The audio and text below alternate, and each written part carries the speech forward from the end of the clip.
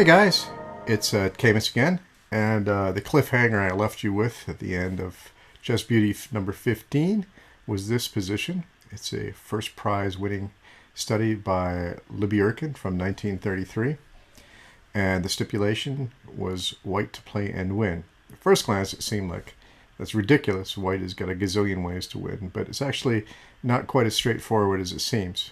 First of all, you should note that there is a threat to checkmate from queen, a pawn to c1. Queen is checkmate. Also, black is threatening bishop to e5. I'll just draw an arrow. Followed by the king moving, and that would be checkmate. So white has to deal with these threats right off the bat. So naturally, given that information, knight to e4 is more or less forced. And now the king has to go to d3, knight to c5 check. King to c3, and now knight to b3 takes care of the immediate threat of the pawn queen on c1. But now another ugly threat rears its head, bishop to e5. And the rest of the study shows just how irritating this bishop can be to white. So naturally, we mentioned the mate threat before, so f4 to throw the bishop off its scent. If he takes f4, then bishop to d4 and check is the end of white's problems. So the bishop stays on the diagonal to renew the threat. But then we have this pawn underpromoting to a knight. There's actually 3 underpromotions, each to a different piece in this puzzle. And this forces bishop to h8. He has no other safe square for the bishop. So bishop to h8, and now f5, and this is threatening f6, imprisoning the bishop, and white has an easy win. So he has to go back to e5. Now bishop to h2. Basically, white is playing like a computer, playing everything possible to avoid mate. Bishop takes h2, but this gives us a tempo for b7.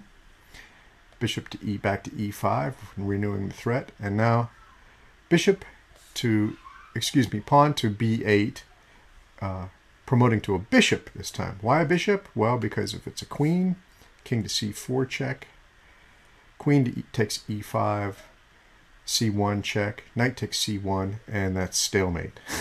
So we can't do that. So after bishop to e5, the only way to keep white alive is to underpromote to a bishop.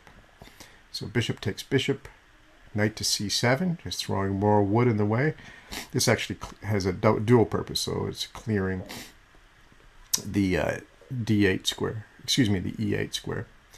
Bishop takes c7, now e7, back to e5, renewing the threat, and now we underpromote to a rook this time, because if we promote to a queen, similar variation to the last, queen takes bishop, queen check, knight takes, and that's stalemate.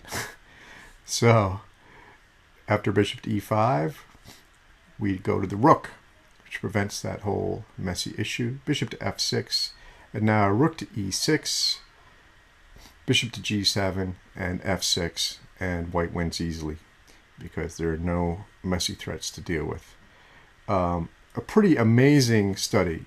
3 underpromotions to 3 different pieces. White sacrificing nearly everything, nearly all of his pawns, and just to get rid of this annoying bishop. Surely a deserved prize winner if there ever was one. Okay, so now we go to the next portion of our show, the Steve Farmer Memorial Preview section, and let's look at our next position. Hang on, got to do this. Yeah. Okay, this is a position submitted by Cornraid, and it's a very interesting one indeed. So take a look at it. It's white to play and win, and we'll give you the solution in Chess Beauty 17. Hope you enjoyed this. Look forward to seeing you. Thank you. Bye-bye.